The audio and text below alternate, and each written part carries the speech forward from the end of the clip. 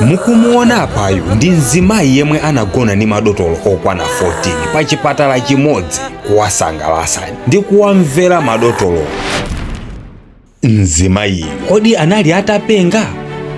Ndi hule kapena? Mzimayi uyuyu ndi ndani? Nanga zinakhala bwanji kuti mpaka madotolo 14 agonane naye pa chipatala pamodzimodzipo? Moyo wake wa tsiku ndi tsiku umamuyendera motani? Ndine Dean Studios, khalani pompo pomwe nkhani ikupitilira, komanso tsatsani malonda anu aja ndifa Dean Studios tiwadziwise anthu malonda anuwo pajatu malonda samagulisira kumpanda. Tilankhuleni kuti mumve zambiri. Dzina lake ndi Zaira kuchokera ku Tanzania. Musanayambe kumujaja Zaira pa nkhani yakeyi, mwayenera kuyimvesesa bwino lomwe nkhani ya Zaira. Chifukwa pachiyambipo Zairayo anabadwa zabwinobwino muja momwe mwana aliyense abadwira nkumakula.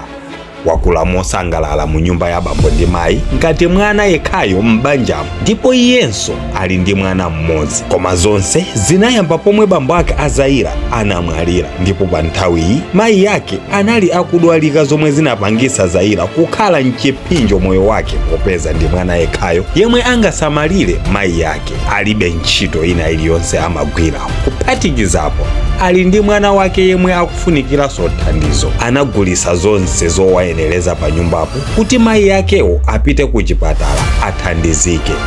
Koma after kuyenda mzipatala zosiyanasiyana, mayi yake amankana adwalikabe, kuchira kumawatalikira, ndipo ndalama yonse anagulisa zinthu inatheratu mzipatalamu. Pa nthawi nkuti mayi yakewa anagwidwa ndi stroke komanso kansa, ndipo madotolo ataona kuti anthu alibe ndalama yolipirira anasiya kuwapasa treatment iliyonse, ndipo mayiwa amazifera mtsikanayo akuona. Madotolo ena atakhesa dovu pa Zaira ananena kuti atha kupitiliza kuwapatsa mayi yakewo treatment, koma after kena kake pa mapeto pake. Tikati kena kalikonse pa mapeto sikuti timangokamba za ndalama zokhayi, komanso kukhala naye malo amodzi ndi kupanga naye zadama.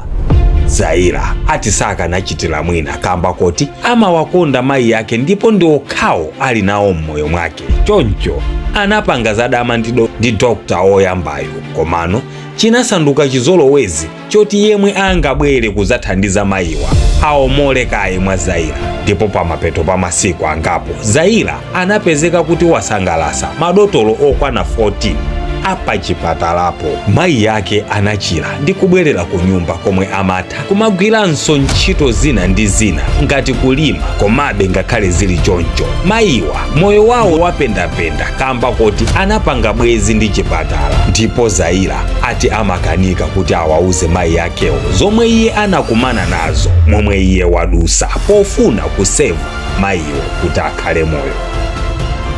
Ukakhala moyo wake wa tsiku ndi tsiku ati siwokondwa kambaka zomwe iye wakumana nazo mmoyowu. Iye ati sankayembekezera kuti moyowu munthu kuti athandizike akuyenera kuzipereka nsembe thupi lake monga mmene iye anachitira ku chipatala kuja. Osayiwala kupanga share nkhani ya Zaira pinako mukumvera nyimbo ya munyamata uyu yemwe naye akuyimba za MCP ndi DPP kaya ati yatani. Mumvera mumu Hakimu Barakasi ati mukufuna ndani.